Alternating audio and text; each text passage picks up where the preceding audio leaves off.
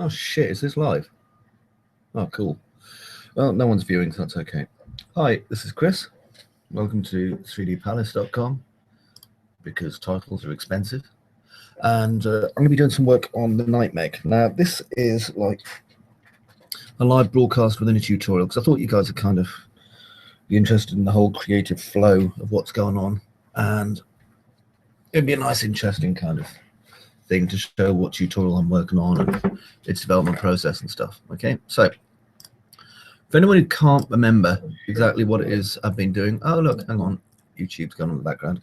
For anyone who can't remember what it is I've been working on, okay, I'm working on a Knight, and most of it is based upon the Games Workshop Knight, but a lot of it is also based on my own kind of understanding and knowledge of machinery and mechs and pistons and all the other cool things that we're going to need in order to make this thing like really animatable, because trust me, okay, they don't build plastic models to be animated.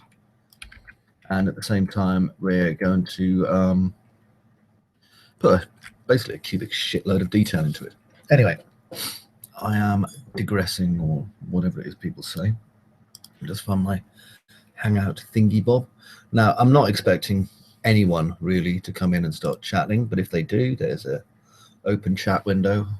I won't be fielding any questions while I work, but at the minute I'm not. Now, if I just in my open thingy bob here, no, I'm not going to save it, and I can go back to the start of my piece, which is in development N under model files. So just to kind of show you where I started off from, I didn't bother recording the first couple of sections because there was no real point, in my opinion. So basically work kind of started off from here, which was where the toe is. I always start from the feet, and then, as you can probably tell, I kind of just went up and continued adding detail on top of detail on top of detail until we got somewhere where I was happy. I'm my worst critic, so I wanted to get to a place where, you know, the shocks were working and everything was working the way it was supposed to before I then went on and did the lower leg. So if I go to maybe here, you can kind of see a good example of how things were coming along. Okay, now when it got to this point, I was getting very reluctant, to be honest, to actually start putting armor onto the leg.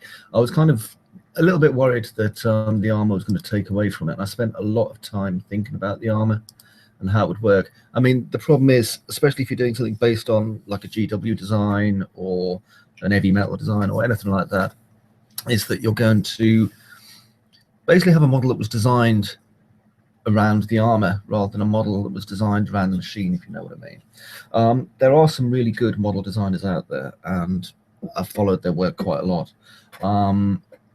So if I just show you this one as an example, you can see that was kind of before the armor gets in, and then this was after the armor gets in. Yeah, I'll just get rid of that because we don't really need it. You can kind of see that without the armor, and I'll just strip that off this piece here to kind of show you, and I'll change this from realistic to just shaded. Okay, you can see the difference in bulk between the legs. So even though this is fairly solid and made out of, you know, faux steel basically, it doesn't have the really heavy look that this leg does. Yeah, so I mean, you can kind of see it here. The weight of this leg compared to this leg is very important. Now, another thing I did, if I just come in here, don't save, and go to the pelvis. So I'll go to detail in the pelvis.max. Now, if we look at this pelvis in relation to, say, some of my other older models, okay? Now, I spent a lot of time thinking about this. So I'll show you this here, and then I'm going to go and load up the crux, I think. So I'll come back to you, and then we'll come back to this one. Model files, and I should have a crux. There we go. Now, the crux in the past was my best machine I'd ever made. Ignore the funky ass colors, okay? They're not important. but it's realistic though. But if you look at the hips and the way they were created, I was really going for this idea that you should be able to see exactly how it was made and exactly how it worked. So the hips actually worked on this kind of idea of a ball join, okay, and the ball join came out of the hip here, and then the leg rotated on the end of the join here. Now, one of the things that I quite liked at that time, it was kind of a fashion almost, I suppose, for machines that I was going through, was I had quite a few pistons on, but I didn't really go for the heavy kind of armor that we have nowadays. The idea being that when the leg moved, we could see this kind of piston go up and down and these bits of hose stretch. However, it didn't, to me, appear to be a very realistic way of doing it. I remember some time ago there was a interview. I was with some guy who did a lot of robots. I can't remember his name off the top of my head. And the director he'd been working for had said, you know, we're going to make this robot. It wasn't the Matrix. I know I talk a lot about the Matrix. We're going to make this big mech. I think it could have been something like Avatar or something. And it's going to rush up and it's going to attack the heroes. And the concept artist and the 3D artist both said, the problem with this kind of design is that when you look at it, you've got something that's basically covered in hydraulic hoses and stuff, okay? In order to disable this, all you're going to need is, you know, something modularly sharp, like a stick with a bit of metal in the end, and you just whack out something like one of these hydraulic tubes. Because the thing is that when it comes down to it, you know, movie guys, they want something like this that's going to look impressive. Whereas in reality, military people want something like this, okay? Covered in steel, a box, ideally with a slot at the front to shoot weapons out of. So you've got a real contrast going on here. So I decided to kind of modernize my view a little bit, which is why I went, if I just go to open here, to detailing the pelvis again, and don't save. I like the idea of armoring certain pieces of it. I know that when it comes down to it, this thing can be taken out by anyone who can walk moderately quickly, go around the back, pull out the cables, pull, tug, tug, tug, right? And suddenly this thing's going to fall over. But I liked the idea, nonetheless, of making it look like I'd taken some effort to armor up the pelvis, which is why you've got things like these large kind of galvanized hoses covering what would have been otherwise the piston. See what I mean here? So I can now grab this because I haven't bothered put simple controllers in. You can see you get kind of flex and compression going on here. Ignore the fact these are popping through each other, okay? This is just my build rig. Anyway, hopefully you're kind of getting the idea. Now, I'm going to be recording, which means that even though I'm going to be jolly and chummy, I'm not going to be talking directly to anyone who's like watching this. And I can see there are people actually watching it live, which is nice. So I should just point out then my reference. So what I have to do is I have to build a piece somewhat like this. You see this here? So now there's normally a few different ways that I would approach that, okay? One of them would be that I would basically drag out a box and right-click my box to convert it to an editable poly. And then, you know, I could start basically sticking in some swift loops or whatever, just reshaping the box using these. However, what I want instead is to build this rather than from the inside out, which is what I'm doing here in this part, right? I want to build it from the outside in so that we're getting a better idea of the way that the piece has been constructed, either in a factory or by hand or whatever.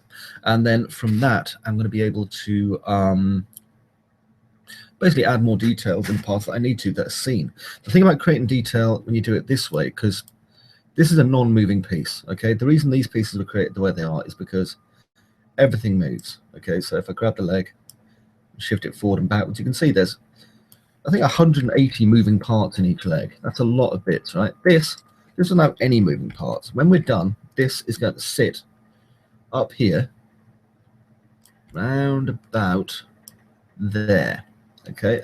Its only job is going to be to sit on top of this robot. It won't even have a controller, okay? So it'll automatically move when the hips move, and that'll be it. I'll have a secondary that I'll be able to like rotate it with, but that's it. There won't be any complicated moving parts in this at all. So it's going to be so much easier instead just to kind of build the shape as if we're imagining it's all cantilevered and has moving parts in it and shit like that, even though it doesn't. Okay, so I'm going to delete this part. And for my own reference, what I tend to do is I tend to have pencils and all sorts of shit like that. And I also tend to swear a lot more when I'm not recording. So if you don't like it, oh, we don't care. Now, what I've done is, and you won't be able to see this at all, even though someone has written a shopping list over it, rather unfortunately, I have a reference for where important parts are going to be, because I've kind of redesigned it. And because I've drawn that out in pencil and not scanned it, because, you know, I'm a hateful bastard, I'll be working from that, basically blue tacked to my second monitor in the most Luddite kind of display of stuff you could ever possibly imagine. Now, let me just have a look, and I'm going to go into my folder of joy, and I tend to put things on monitor 2. Reason for that is not because I'm trying to hide my extensive midget pornography collection, but because I am you know, I've got family photographs and stuff on here, and frankly, I don't want to be sharing with you photographs of me taking the dogs for a walk in the park with the family and stuff like that.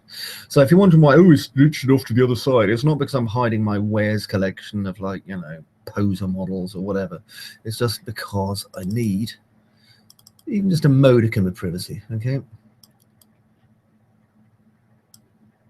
Although there has been some hilarious times in the past when I've been recording tutorials, and I've gone back and I've had to delete them because something's basically downloaded that's wildly inappropriate to my desktop, and someone's gone, "What's that?" And I've gone, "What's what?" And I remember there was a great one where I didn't notice for like 2.5 years or something, and I had to remove something from my computer, and it was just I'm not going to tell you what it was, but it was bloody a ridiculously obscene thing that had obviously been saved for some reason to, like, one of my folders.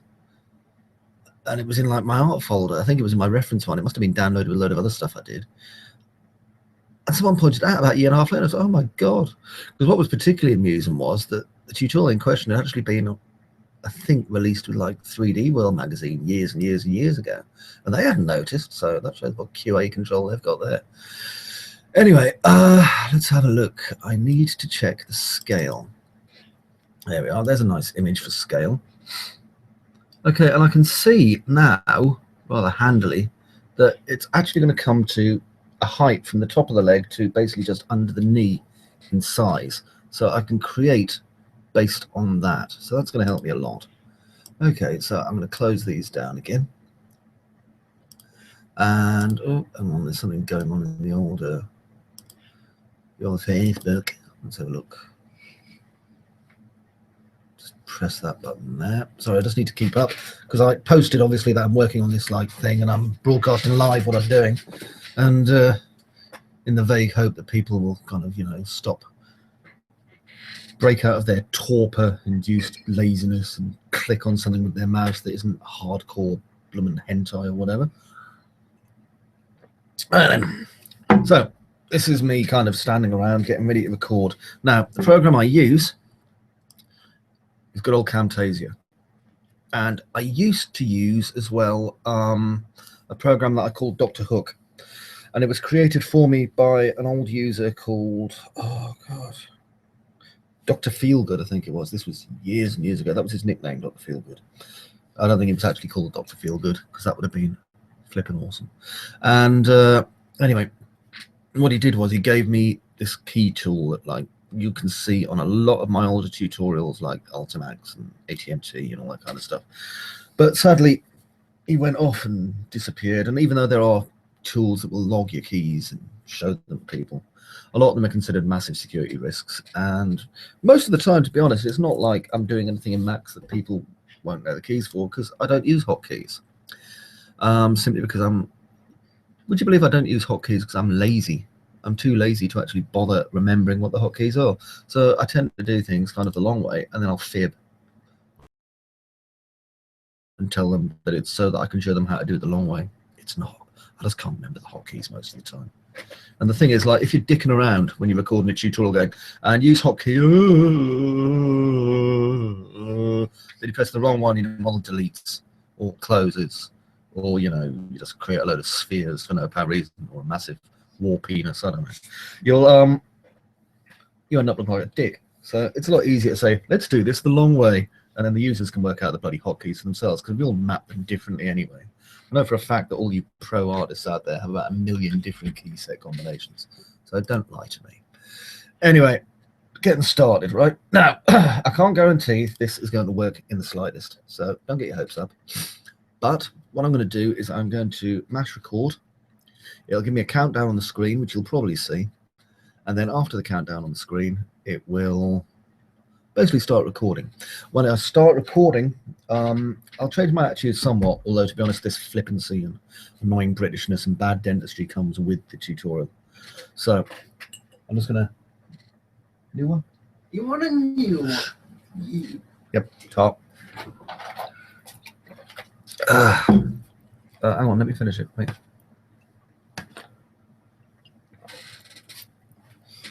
Top. Right, listen. Just got to explain here, okay, to people who are listening, wait there, to people who are kind of listening and wondering what's going on, okay? When you record, it's important to have a lot of quiet going on, apart from this chair, which is noisy as hell. So even though I've got my middle son who's watching and amusing himself greatly, when I say you've got to be quiet in the background, remember, you've got to be quiet because these people here, okay, in free internet land, they're all freeloaders. We don't care about them, okay, so you can talk with them around. But the people on the left side of the screen when I'm recording, these are hard working people who want to learn how to make robots, and they don't want children running around in the background. Now, for anyone who's watched the APU set and vaguely remembers a child screaming and running around in the background before I shouted at it and forgot to cut it out, it was the one next to me who's about to make me a coffee, who is now 16, incidentally. Anyway, anyway, when you come back, I'll be recording, big lad, so please don't shout. Okay, so off to the wondrous world of tutorials, and you get a bit of an insight into the whole process of how to shout at your children. I am going to mash the button that says record. Sorry? What? Have we got anything else in Black and Beyond? That's good coffee.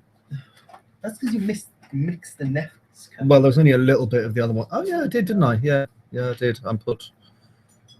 What coffee did I put in that now? Oh, God.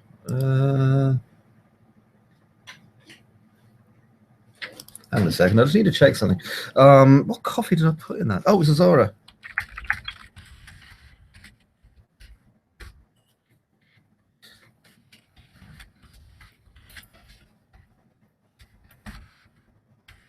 Right then, I just sent a message off to Dan Roy up in Canada, because it appears that he's awake very, very early for some obscure reason. It must be like 7 o'clock in the morning or something over there. So I'm like, hey, don't forget to tune into the 3D-palace live broadcast, friend. If he's not already like tuned into it, in which case, hi, friendo. Okay, not too much sugar, please. About half, if you don't mind. Thank you. So shouting at your kids to make your coffee. That's what dads do. Yeah. Right then. I think I've got just about everything. I don't want to start recording until I've got more or less everything under control here. Oh, yeah, this is quite funny, actually. You see, I always go on to people, oh, you've got to name your stuff properly. And then, you know, because I'm recording, I don't bother. So that's why I've got front RL and front LL. Okay, that's just for my reference, so I know what I am doing.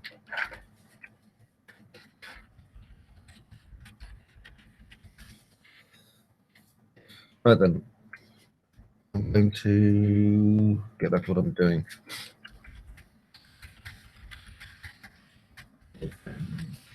Big old coffee there. Wow. Oh, I thought that was really dark, but it's not. It's just the coffee powder floating on the top. Isn't it? I think so. Wow, that is unpleasant. Is that milk off? I think. Yeah, could you I didn't check. have a smell of the milk if you don't mind? Yeah, the last thing I want to be doing is vomiting onto my monitors. Yeah, well, you know, it can happen. You know, I don't want it to, but it can happen.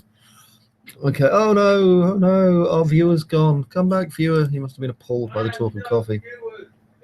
Oh man, this is horrible. Why? Hello. What's up? Hang on, I'm just having a quick look on here. Have a sniff of the milk and make sure it's nice and fresh, okay? Your viewers left, Dad. I know, I'm gonna cry. Anyway, go and check on the milk. I'm gonna actually start work now, so you know, shoosh. You get so excited, it's the ADHD, man. Anyway, yeah, let's get going.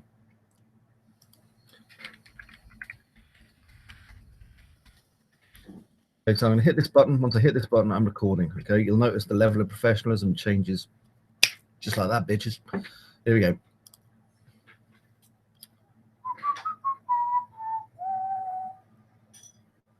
Hey there, how's it going? This is Chris over at 3d-palace, and I'm going to be creating the torso of this robot. Now, I've been, just to explain to people who are watching this segment of the tutorial and wondering why there's a slightly different tone to it, okay, which is part, 29, I think. I'm also doing kind of a live webcast just to show people the process of creating tutorials. So in this tutorial, if I do things slightly different or explain things in a slightly different way, it's just because I'm trying to explain also to members of the hard-working public or freeloaders exactly what it is I'm doing. Now, back to a couple of wee things. So, I explained during the preparation phase of the tutorial, obviously for people watching the recording, you won't see that unless you've gone on YouTube. It's just over there. With the legs, because they're made out of hundreds of moving parts, the process of building them is completely different to the method of building the torso that I'm about to use. Now, I've got this as one reference, and I have drawing work as another. Now then, I just turned on the light so I can see my references better. Also, if anyone wants to donate me a chair that doesn't squeak like a bastard, I would be extremely happy. Anyway, first things first, I need to work on a rough height for this unit, right? So, go on my left viewport and zoom, and I want to create basically just a box. Now, the box is going to come from roughly below the knee to roughly above the knee in size, and it's going to be approximately that shape, okay, and size. Give it a little bit of the old there, like that, and then if I pop that there, you can see that that is roughly the size that it's going to be, not including things like shoulder pads and junk, okay. I'm going to bring that to there.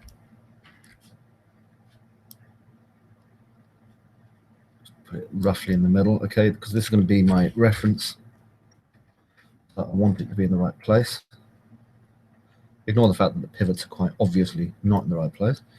Okay, now if I just convert to editable poly, and I am going to effect pivot only, center to object. That way, if I need to just adjust the size, which I fully intend to, I can just drag it out a bit more like that. Now, that was a non-uniform scale, remember, so we will have to reset the X form if we keep it this way. Okay, but this is just for my reference. Now, another couple of things I'm going to need to do. So I'm going to see where it says front LL here. I'm actually going to drag that up to here. And put this in front of this part here. The reason being that I'm going to start hiding some parts, so I'm going to need to know where the front is. Thank you. I'm going to need to know where the front is. Let's get bought a coffee. It's always nice to say thank you. Okay, so I'll take out LL because it's not a left leg. There we go. Now what I can do is just grab this and this, right click, and hide unselected or even isolated. I'll just hide unselected for the moment. All right, so rather than reshaping this, which I can do obviously using mesh smooths and curves and all that kind of bump, instead what I'm going to do is basically build on top of this using this as a rough frame, and then delete the frame and then fill it in with detail. Now, sorry about the creaking of the chair. I'm just going to make myself as comfortable as I can. If you're not comfortable, you know, you're going to find it a lot harder at work. Right, autosave's kicked in, so that's why it was just taking a minute there. And just get my reference. There we go. Okay, now, because I'm recording and broadcasting at the same time, hopefully the quality is going to be okay. But I've removed a lot of it just to be on the safe side. Now, what I'm going to do is I am going to start with a cylinder and auto grid. I'm going to change my height segments to 1 and my sides to 32 because polygon counts aren't something we're going to be scared of today. Now I'm just going to pull it out.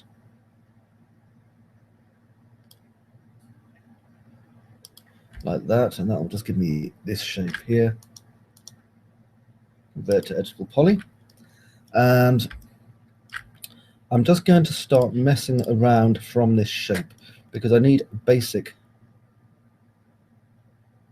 insert shape. So I'm using 0 height bevels. If you're not used to those, then frankly you've been watching someone else's terrible tutorials rather than the best damn tutorials on the internet, i.e. these ones. Learn how to do 0 length bevels. They will save you a shitload of time, pardon my Spanish. Okay, so now we have this shape here, and I'm going to use a swift loop here. The reason being that this will enable me to split this off into different kind of construction phases. Now, if you're like, "Ooh, what does that mean, Chris?" Well, I shall explain to you as I go along. Now, what I need to do next is basically grab this entire piece, shift and move it, and then I'm going to take away some parts that I don't need. So that, for example, this, and now I can start messing around with my model, trying to get it to work the way I want it to. So I'm going to grab this inside border. Should be able to grab the inside border. Where's it gone? Well, not the inside border I need. In a second. F3. I'm probably upside down or something.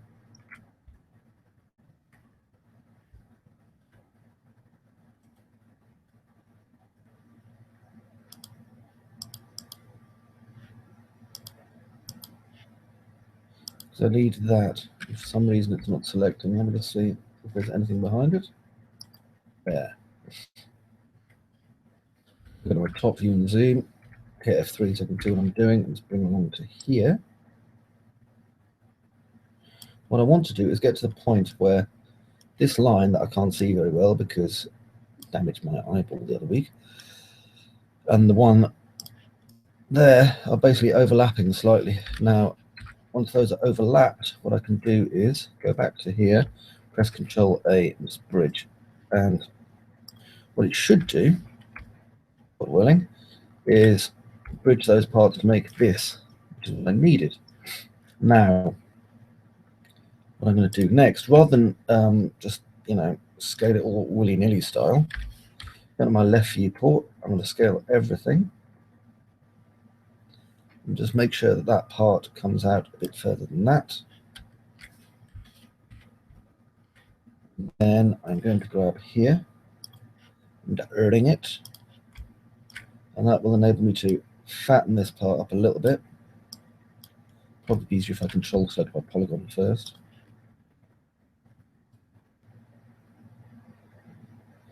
Okay, because we need to get a bigger section there. And then at the back, or the front, depending on how you feel, I can just ring it again and just use my move tool and just thicken up the sides of this piece of metal. Okay, so that gives us that piece on that piece. Okay, so that works okay. Now, what I need to do here at this point is move both these pieces slightly away from this model. And then I'm going to move this one slightly closer, because a lot of this is going to be about stability, right? So if we have rods connecting these two, this is going to be weak.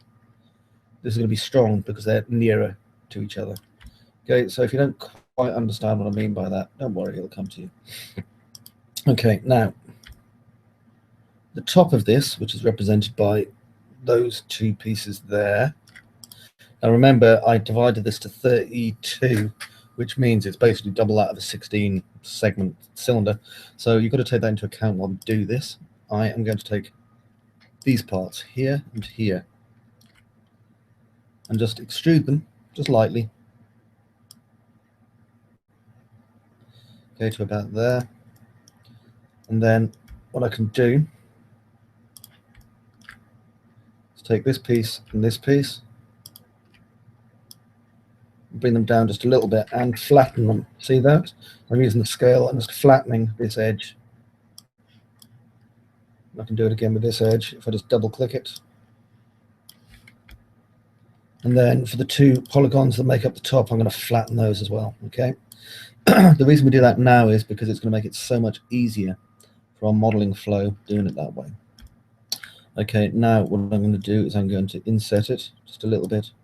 You can also use your bevel tool, remember. Now, check your insert and make sure that it's doing it evenly around the edges. As long as it is, we are fine. And then I'm going to extrude this, like so, to about there. And then we have an interesting shaped kind of clamp. So what I can do here is grow it. So I'm going to just bevel it outwards, or I can do a extrude and just grow my extrude. But I'm just doing it by eye because, you know, it's the way I roll, man. And then like that, to bring it to about there. Now you may notice that my extrude basically started coming in there when I was using the bevel, because bevel gives you a very loose control of your model. So if you're not sure, just do it again. I've let go of my mouse and clicked. There we go. And that'll give me this shape. Now, remember, I am working very freeform here. If you're uncomfortable with work, that's okay. You know, you can work any way that makes you comfortable. Now, I'm just going to go over here. And I tend to work normally from just kind of one reference picture. That's all I really like working from. I will occasionally have a couple, but I prefer working from just the one, giving me the opportunity. Okay, now I've got this basic shape here. What I need to do now is I want to kind of look at my shape. So I'm going to come in from the front. This bit's somewhat trickier because what I want to do now is take this and move it to there, okay, and get this angle. Now the problem with this angle is that it starts messing up all the other shapes in our model. See that? So what I'm going to do now is I'm going to drag this, and you see the point where that becomes kind of a straight line, just there. And that's because I've mentioned this several times to people who follow along with my tutorials. I basically don't turn on anti-aliasing. I'm very, very careful to turn it off a lot of the time, because then I've automatically got kind of guidelines that I want. Okay, and now I'm just going to adjust this. So this one, I'm just going to move it in until I get these two pieces kind of overlapping like that. Okay, and then we've got this nice strong shape going on. I hit F3 there, and you can see it now, this shape. Now what I can do as well is bring in this edge here. So I'm going to just grab by vector. It is a very thick piece, and I'm going to scale it in like that. And I'm going to scale in these bits here as well, just to see how it looks. Yeah, I think it looks better like that. I tend to take a lot of the design, even though I'll have like the concept and I'll have various ideas that I've either directly taken or, you know, ideas that I've seen that I liked, and working it as I go along. Okay, like I say, I mean, the difference between this and assembling a model kit is the reason I use things like, you know, heavy metal, GW, what's it again, those jacks, all sorts of things, transformers, even though I hate them, is because doing it this way means we've got a concept, and concept is expensive. Okay, a concept artist is expensive. I know, my daughter's training to be one, you know, and I think it's a great career choice. The problem we have is most artists can't afford one, especially when we're practicing. We want to make something good. A lot of the time, 3D artists, you know, we're very talented at what we do, but we can't come up with amazing, intricate ideas of things to make. And that's where, you know, having a good library of models comes in handy. And if you can't afford them, the internet has millions of pictures. And you know what? There are people out there who are more than happy to even give you pictures of their ones. You know, they'll take photographs for you. I've had times in the past where someone actually lent me a Master Gundam. It came from Scotland in a carefully packaged box, so I could do some research on how fingers worked. You know, people are kind, people are nice if you ask them nicely. As long as you don't, you know, mess up their stuff and break it because, you know, you're a big old clumsy arsehole. Anyway, I did consider for a while making a tutorial on Gundams, but the Gundam community is goddamn crazy, quite frankly. They're really absolutely mental cake.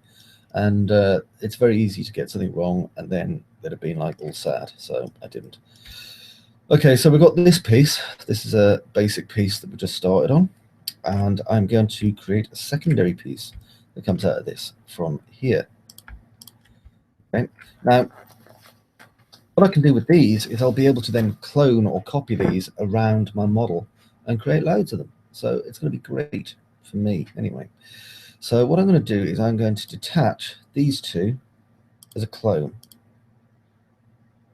And that means that I can now grab just these two polygons, hello, and basically extrude them up. Like that. I don't need to extrude them far, really.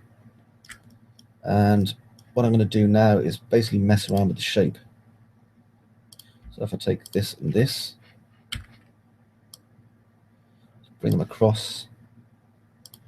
So I want to get some real impressions of strength and stability and all the other cool things that are going to make this model really shine, as far as I'm concerned. Okay, so I'm going to bring those in like that. And then if I go to my left viewport and zoom, F3, I can see where this is going to come across and connect, sort of. And as you can see, there's not a lot of gap between these two here, yeah? So I'd like to work on that a little bit. Now, I can't really bring this down too far, so if you don't understand what I'm doing, don't worry about it, okay? It will come, I promise. But basically what I'd like to do is have this around about here. See where that is? Now the problem with that is that has come out. I'm not so sure that I really like that shape very much. I mean, it'll do, but I'll have to work on it to make it more of a stable kind of shape if I'm going to have it come and connect onto that. So now I'm going to extrude this, and then I'm going to my left view port again, and that will allow me to shape these. And I'm going to keep these shapes nice and straight. So that is going to come down to round about there. And that shape there is just underneath really anyway. So I'll bring this up, and what I'm going to do is just change the scale on this piece just a tiny bit. Not a lot, but just a little. And that way I've got more of a space underneath. Okay, now I find I do a lot of things like this, just kind of minor adjustments to the shapes and things. And later on, I'll probably bring this down again and make it smaller. We'll just see. In fact, I might need to bring the entire pieces I've just created to about there because they were getting a little bit big. There we go. Now, it's a uniform scale, so I don't really need to worry too much about things there. And I'm going to get this bit and this bit, and just use the extrude tool.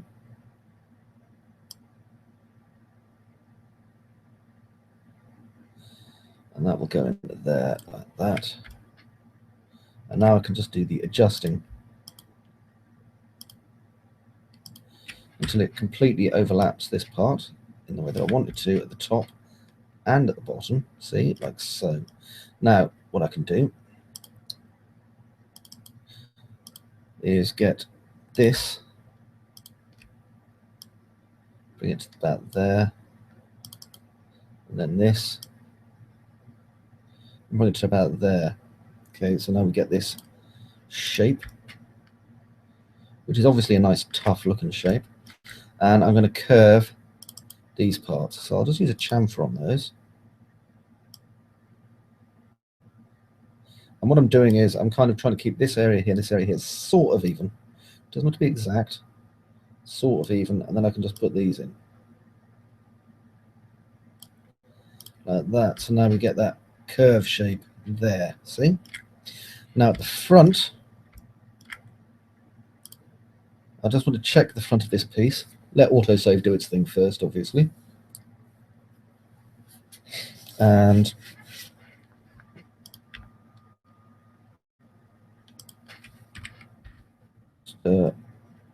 check if that's flat, which it is. I haven't applied any mesh smooths or anything to this yet. I probably will soon. Okay, that's pretty good. I like that. Now what I'm going to do is I'm going to take this again, holding down shift, I'm going to scale it this away. Whee, like that. Okay, just bring it up to about there. And then I'm going to scale the outside of it to about there, like so. And then I'm going to do some trimmings. So I'm going to take away basically, let's say, that lot. Make sure it's even. So there we go, delete. As you can see, because we're layering up these pieces one at a time, we're starting to build the detail already. It's going to be helping us a great deal a bit further down the line. Now, what I'm going to do with this is bring it out again, and that'll go to there. And you can see how the arm system is starting to build itself up slowly now. Now then, we have that piece. I'm just going to hide this now. I don't really need it at the moment. Okay, so we've got this piece, and what I need to do now is basically have this come out of here and into the bottom of there. Before I do, I'm going to make a copy of it. Chink. Okay, so basically the more copies I have, the better, because now I have this piece and can duplicate it as many times as I see fit, which is cool and helpful. I mean, it's not a difficult part to make, but uniformity is massively important in this kind of model.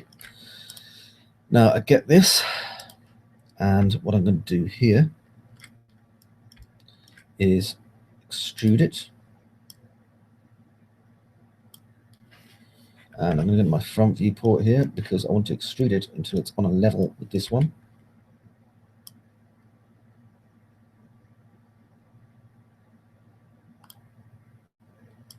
Like so, we go in perspective. Okay. And now I'm going to put in a part here. So I just need to, again, go into my front view. You'll notice I tend to go around my model a lot. I'm constantly looking at it, trying to decide what the best way of doing things with it is. I'm going to swift loop it just here. Swift loop. God damn it, Autodesk. See, you can do things right. That right thing is the placement system, which I didn't get any money for, and the what do you call it? Swift loop system.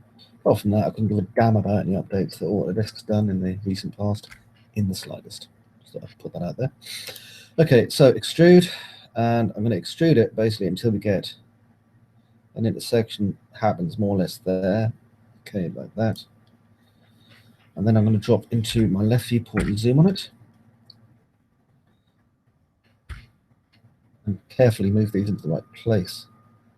Reason being because I haven't decided whether or not I want some kind of a connecting seam to go on here or not. And so it makes much more sense to me to do it this way. Right. So now, come out, we can see our basic shape here. Now, the actual shape itself needs just a teeny bit of refining. So I'm going to bring this to about there, like that, and then chamfer it so we get a nice curve on it. Probably just a couple of times, you know. If I make too many, I get this weird kind of fractal going on down here that I don't really want. Okay, now here, I can do the same again, and I want to curve this. Now, let's see, I am going to bring these bits back here and here to about there. And then I'm going to run the curve in through here. Okay, so chamfer. Not too much because we want quite a sharp curve.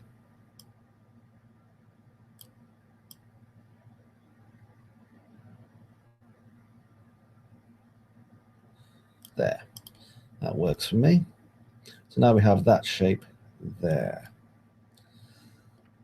Okay, and that's obviously connecting onto the bottom of this part here, which is kind of cool. It seems okay. I always tend to get a little bit about this kind of shape, because I'm not impressed with the way that all the other parts are kind of bonding onto it, and this one's just kind of clipped on. So I think what I might do is actually bring these two parts here and here, and just bring them forward just a teeny bit. No, not that one, these ones. That one and that one. Okay, and with that done, what I can do is grab this polygon here, which should go all the way to the back. Extrude it. Like so, and yeah, that angle there is actually working really nicely for me, and I like it. So that is a bonus as far as I'm concerned. Bring that back a little bit. There, and that looks much more sturdy than the original shape that we had. Okay, now what I can do, because I'm happy with the rough shape that I've got here, is I can duplicate it. So if I've got angle snap on, which I haven't at the moment, press A, I can hold down Shift and angle it minus 55 degrees. It fits on that end there. And then I can do it again, plus 55 degrees. And it goes on there, like that. Okay, and that gives us this initial kind of gripping piece here, okay, which is quite a complicated little shape. So it's important, obviously, to really start putting these together. Now, I have another two pieces that I'm going to have to basically attach on. So what I'm going to do is I'm going to take this, and I'm now going to align it back to where it was. Okay, so this is aligned where it was now, and I'm going to basically bring it down to about minus 140 degrees, like that. Then I'm going to do it again.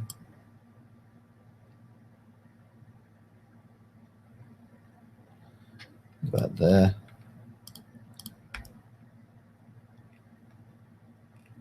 Now then, if we look, the angle went a bit weird there, didn't it? What's going on? Oh, I see. I freeform moved it.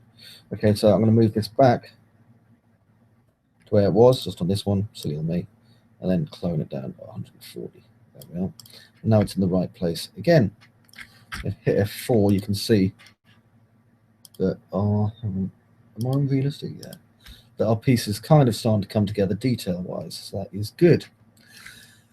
Now what I need to do is take this part here, you remember it from earlier, and I'm going to duplicate it. So I take these, yank, okay, and I'm going to detach it as a clone. So now I should have another one, and the pivot point should already be set up for me. If I can ever select the damn thing. It's always the case that I can never select the piece that I want. Never mind. There we are. So with that done, what I can do is I'm going to bring that one down to 55 that way. Then I'm going to make it 110 this way, obviously, because I need to double 55. And that'll give us these clamps. And then I think I'm going to want one probably about here. And I'm going to 180 it to there.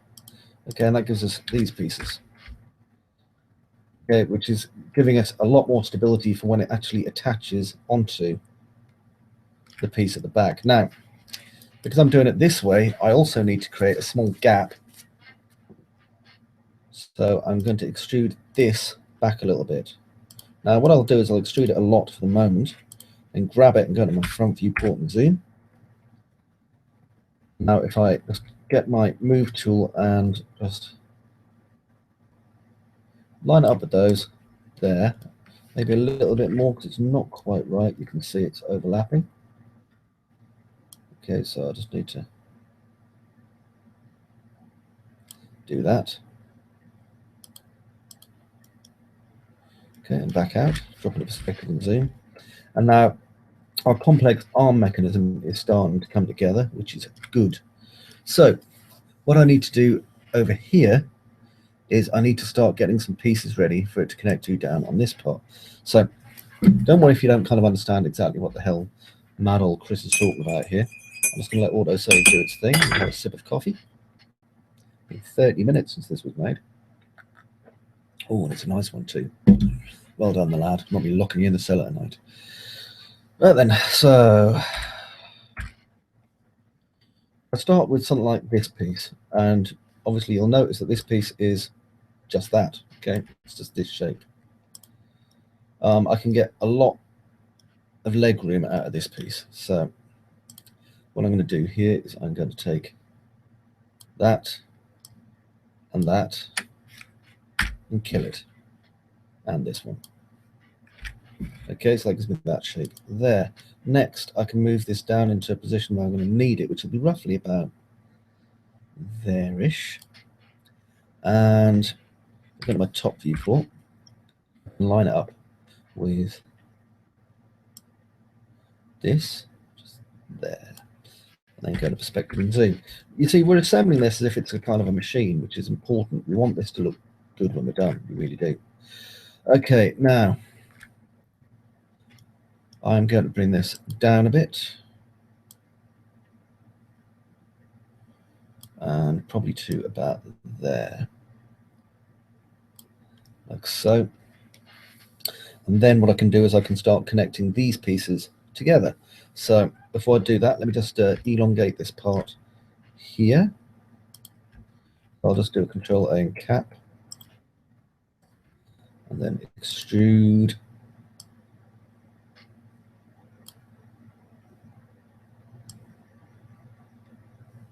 Like so.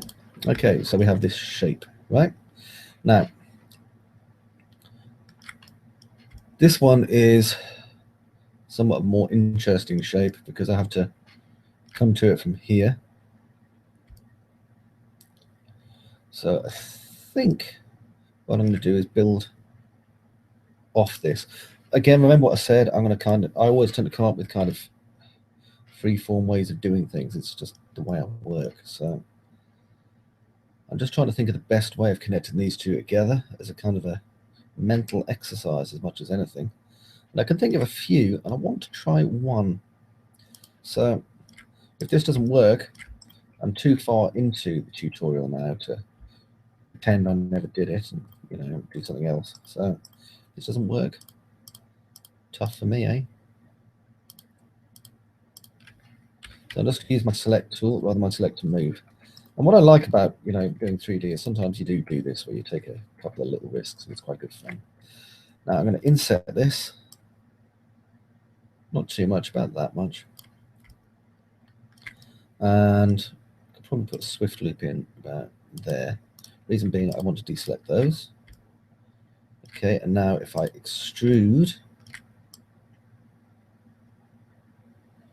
by very little indeed, see that? And I'm going to go to my scale tool and I'm going to scale by local normal. Now, because I created this at the top and then cloned it, I should be able to do it this way. See that? And then move it by local normal.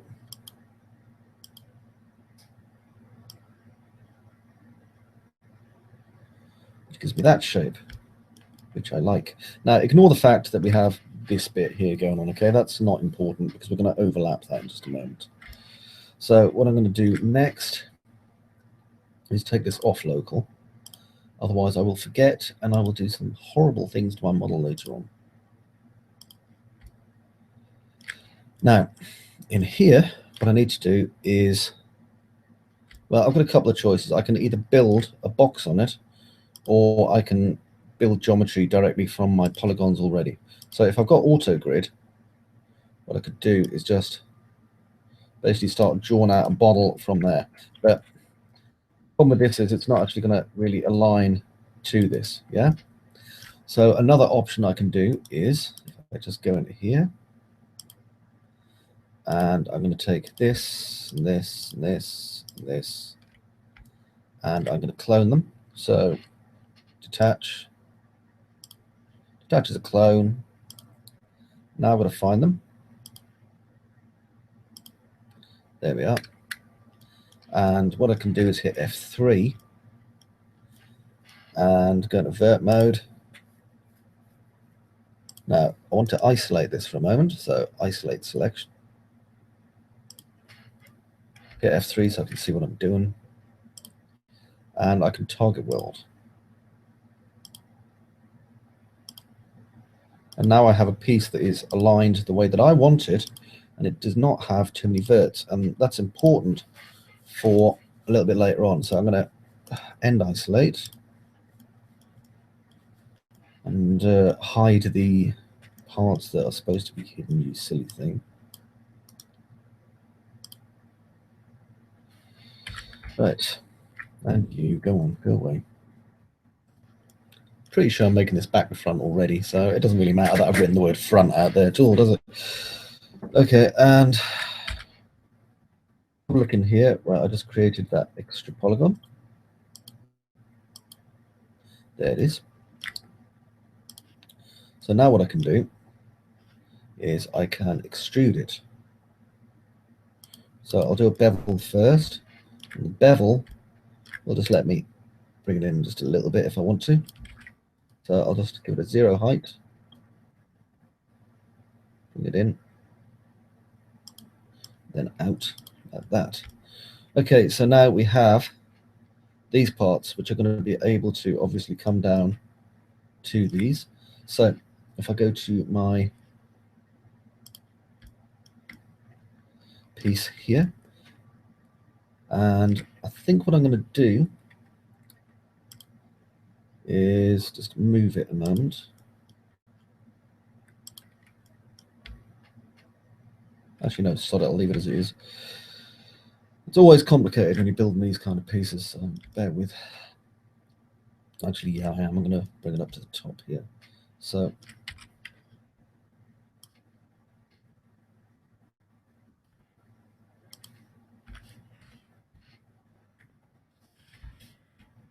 there we go.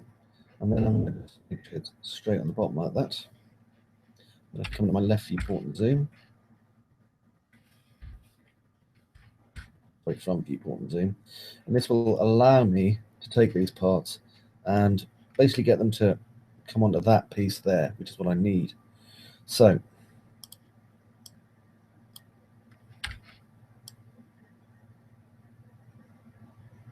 and have that come to there. And then maybe that piece comes to there. And that piece to there. Yeah, that looks like it could work. I'm just going to be careful with the angle that I'm putting out here.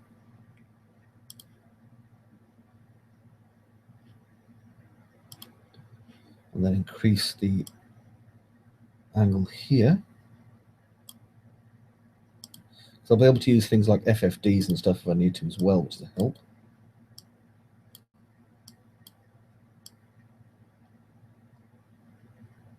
Okay, and just get this one as well. So I'm just thinking constantly now as to kind of the shape that I'm making and how I'm making it and why I'm making it this way. And then I can kind of start smoothing out my model as I go along. So I'll put that there. I'm marquee grabbing, by the way, to make sure I get the parts in the middle as well. Now, what I can do here is, if I look at the angle difference between this and that, which is not that one, shift, there we go, 40 degrees. That means that I can move this if the pivot point is up there. So I'm going to go here and affect pivot only. And I'm going to align my pivot with, what are you doing? Sort of that. I'm going to align my pivot with this. Before I do, I should probably reset my X form. So X form reset. Right click, convert to editable polygon, and then effect pivot only. Align my pivot to that. And we're going to align, well, not its orientation, but its pivot. Okay, so now I can move this 40 degrees as well. I've finished dicking around with the effect pivot only button anyway. So I'll hold shift. And that goes to there. Okay, so this is the actual created angle that this is at. I'll go to my front viewport now. And I can see that it's over there. Now this is cylinder 107. This will be 108, so let's hide cylinder 107. No, wrong one. Correct one. There we go. And this will allow me now to make sure that this part is going over the top of here. Okay, because it's quite a thin part, but I want to make sure it kind of goes over. So I'm going to widen it a little bit in places.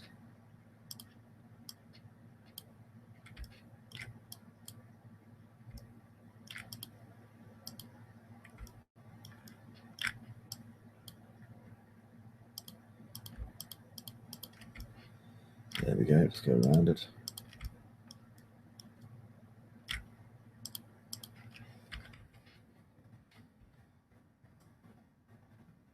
Up a little bit, not too much, just a little. Okay, and now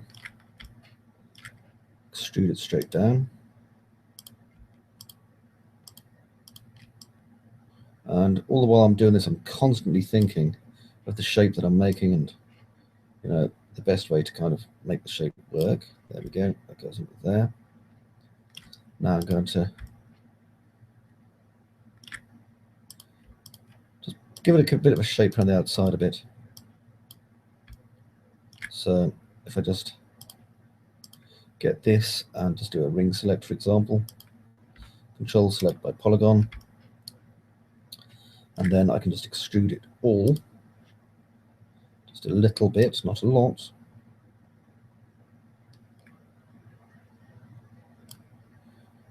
Click OK, and then I can just do various sections straight.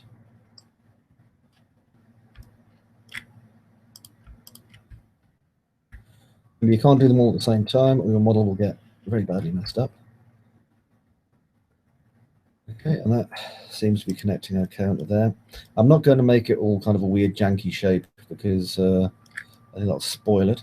Now what I'm going to do is I'm going to start curving it. So I'm going to go into my chamfer tool and start messing around with the actual shape a bit more. Then here,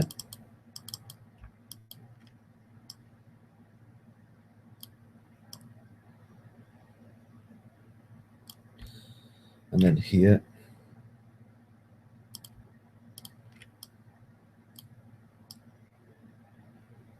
Okay, and we end up with a much more smooth, much stronger looking shape going on now. Now then, because I've made this, what I'm going to have to do is now move these back. So I'm going to unhide all, and that will give me everything that I've ever created ever.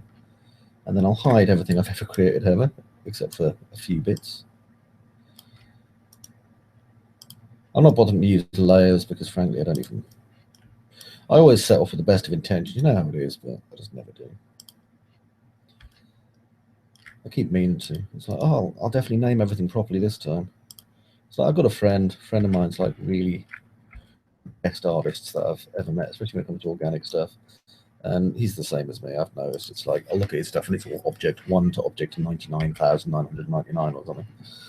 Which is infuriating, I suppose, if you don't want that kind of thing. But it's the way that people tend to work if they're working with one-man teams. Anyway.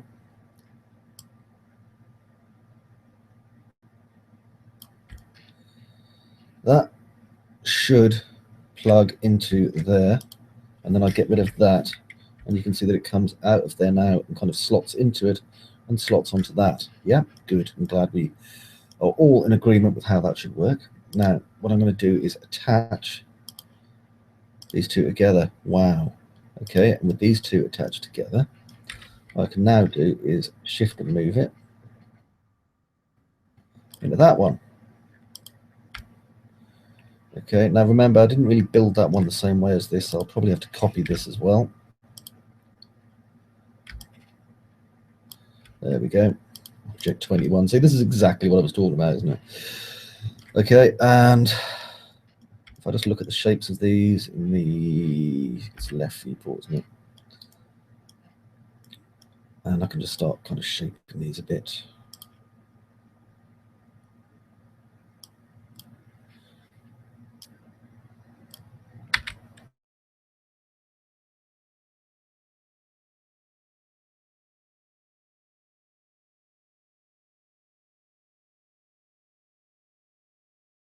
Bloody delete. Oop, wrong one. I said delete. I don't know why it's doing this at the minute. It's like, oh, I'm not going to let you delete stuff. I'm not exactly sure why. I think my polygon selection thing probably is a little bit jank, so I'm going to have to do something with it later on. Anyway, I'm going to bring that down to about there. Okay, and this has given us the start of what it is I need to do. Now I'm going to delete that as well. See, I don't know why it's doing this, but probably once I've reset max, it'll stop. No, I'll just cap that. Just make sure it's nice and flat. Okay, and that's given us these shapes here. Now, I don't have the last bit at the bottom on, and I want that. So, do a little stretch. Because once I've done this bit, we have basically the entire framing for the arm ready. So, I think I'm going to start probably connecting things together. Before I do, I'm going to save my workbench. So, save as. And the reason I do this is because if it breaks, I'm not going to be left crying and pooing myself. I've had that before. I've recorded like hours of tutorial. Literally, I've done stuff before where I've done like 3 or 4 hours of tutorial end to end, and then I'll come back to it and it's like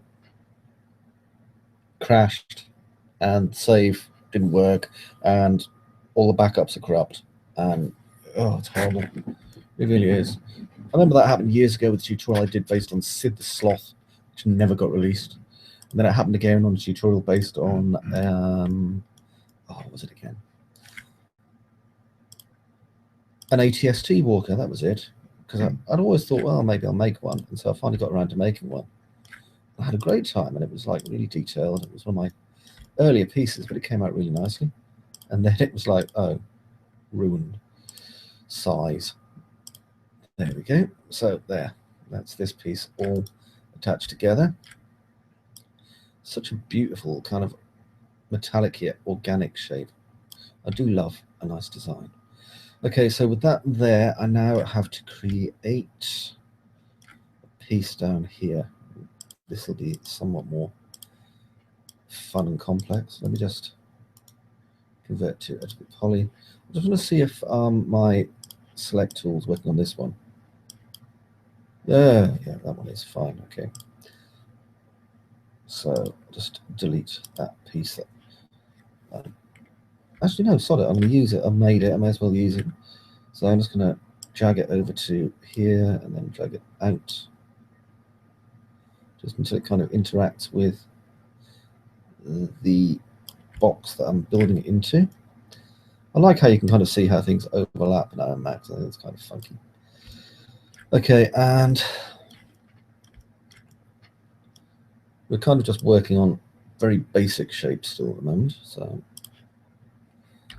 just going to start scaling it a little bit that way. Okay, a little bit less. Yeah, that works. Convert to poly again. And I'll just stick an X form reset on it.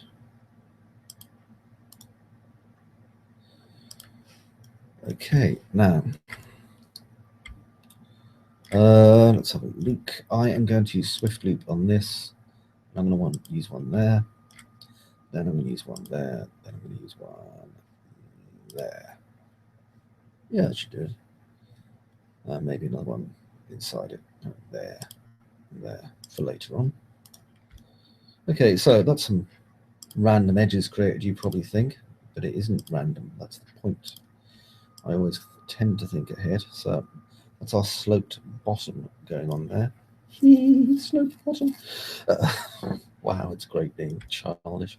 And over here, I'm going to put another swift loop in, just about there. And then I can grab that and that and that and that. Now, I want to look at where these parts are going to come in, because it's kind of, not even kind of, it's ridiculously, that's it, important. So extrude to there, and then look at my left viewport and zoom, and yeah, that's okay.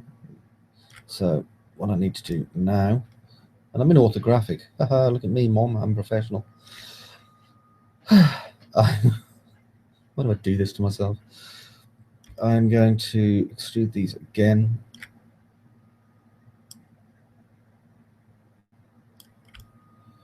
And then I'm going to extrude these up so they intersect through here, like that. Okay, and now I can go to my left viewport, zoom in on this part, and do some adjusting to it. So, move this in to about there. And then move this to about, so about the same area.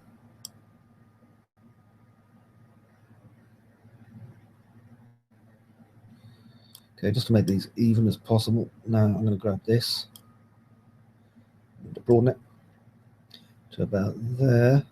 Now you'll notice these two are obviously coming over this. So what I'm going to do here is just drag these both until they go to there. And let's have a look at those shapes. I'm going to then put in a mesh smooth. Now, I could use symmetry on these, but I'm not going to really, because I don't even know why anymore. So I'm just going to put that there, and that there. Okay, so now you can see our two edges are in place, and now I can get these, bring them down to about there. Okay, so that's where they go. Now I can bring these up, and for this I'm going to have to use perspective, because otherwise I'm going to end up tangling my model a bit. I just need the top edges, you see.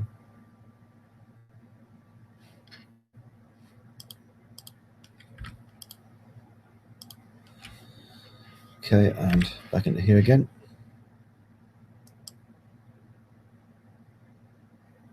So they're going to go into there.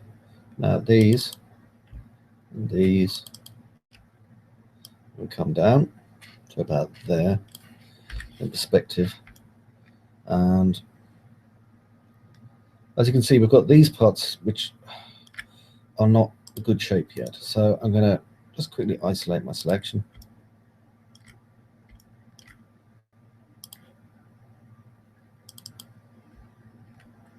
And I just really need these bits.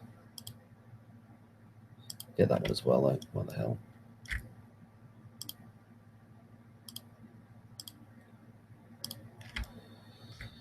Okay, now I'll just move these down. And then I can grab these shapes here.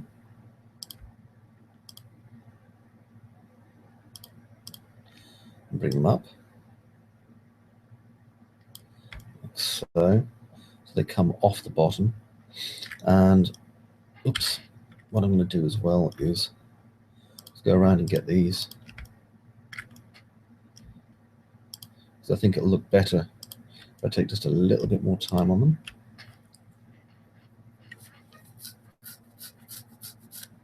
Wait for autosave again. Why do we wait for autosave, children? Because we don't want our model to be picked up, that's why. Okay. By the way, 3D, dear 3D world, if you are reviewing this, okay, I'm not making a pilot this time, so if we can keep like the average score kind of nice, you know. Got kids to feed, man. I'll send you a Mars bar. It's not bribery. Everyone likes chocolate. Right. Put it there.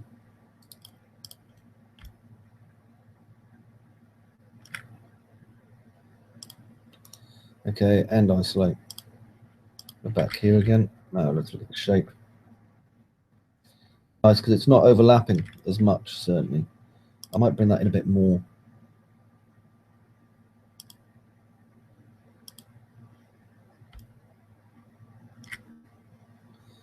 Let me see. I'll just isolate the selection again because I want to bring the tops in. So isolate selection. You see, when we start getting these really complicated shapes like we've got now, you have to take a lot more time to kind of stop and basically sniff around your model. Make sure you're not going to mess it up bad time. Okay, and isolate. As you know, the plan is basically to bring it in like that. Okay, so we need that shape. Okay, with that shape accomplished, as it were, let's have a look down here. Now, there's going to be a cylindrical shape coming in here, so I'm not going to bother wrecking around that shape yet. I just want to make sure that we've got everything that we need before I start curving this up. Now, you can see we've got this really thin area here, okay? And that is a massive design flaw. You wouldn't get this in anything, especially military, because it's too goddamn thin. So, let's add some sturdiness and stability to this fella, shall we? Now, I can't put a curve up on that, so I'm not going to, but I can put one on this.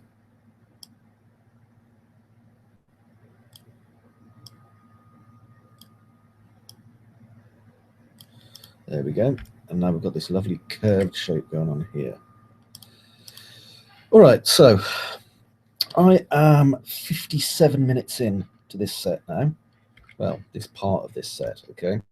And this was always going to be a complicated piece, but you can see it's coming together and it's looking nice. In context, I mean, if I just unhide all, you can kind of see where it's going and what it's going to be doing. It's just it's going to take a little bit of time before it looks really good. Also, I've got it back front, to be fair. It's just, I don't really care. In the next part, obviously, I'm going to continue fleshing out the shape of this, because once I've got one side done, I can start working on the other side. And to be honest, like I say, there's no moving parts in it. So it's not like we need to desperately get worried about ensuring all the parts fit or anything. We just have to make sure that it looks good. Okay, anyway, I am going to stop recording and I will see you in the next part. And until then, TTFN. Right, so what you're seeing now is the editor has basically done my recording. I've got 57 minutes and 58 seconds there. And it went fine in my opinion. So I'm going to save as. And first thing I'll do is I give it a good name. So in this case, it's going to be 029. And we're starting the torso.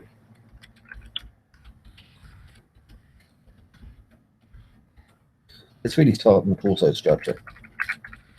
Okay, and I do a Control A, Control C. So I've got a save of the name as well. I'm going to save it. In a moment or two, this will close. And now if I go over here and do File, Save As, I'm going to save as and Control V, starting the torso structure, hit return. Okay, so it'll now save my max file, which is good because that's what I want. And I'll just have a look and see how big my max file is, just out of kind of a morbid curiosity. Development N, that's it. So this is my working folder where everything's kept. If I go to my Knight Titan, you can see I've got all the stuff here. And there we go, 146.94. That's not bad. I mean, obviously, this is all very low polygon at the minute. All the other pieces are high polygon and they've had mesh smooth and turbo smooth or whatever. Actually, I'm using the new, is it NVIDIA turbo smooth? Something like that. I don't know. Turbo smooth Pro, something like that. The new Max one. The thing I'm going to do next, if I just look at my piece, is as I mentioned in the tutorial, I need to continue building. What I'm going to do is, I'll just show you this. Yeah. Quick mirror of it. So there we go, mirror. Copy. Basically what I'm going to do is I'm going to take this piece here, okay, and basically connect these two parts together and then kind of go from there. I've got a lot of internal parts obviously to put in, and I'm going to apply mesh smooths, and I'm going to put rivets on, all that kind of cool thing. It's just it's going to take quite a lot of time. I mean, the legs all the way up to the torso, well, the pelvis took 29 parts, but then again, there's a lot of kind of stuff I had to do there to make sure the rigs worked and make sure the pistons all move properly and stuff. I don't really have that issue as such with this. So what I'm going to do is basically detail for detail's sake. I'm going to use probably the poly method, which anyone who remembers like old 3d-palace tutorials will remember.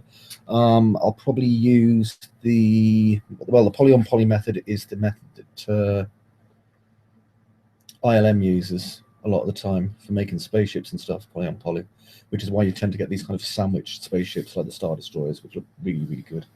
I'll also use kind of iterative detailing. So what I tend to do is, if you look at it, we've got, let's put this down again, this, which at the minute has no details and is very, very low polygon, but it's a very complicated shape. I mean, it took me an hour to make this, and with this done, most of the hard work now is gone, and we're going to kind of change it down to, see how these are kind of mad detail stuff, yeah. I'm going to do that anyway.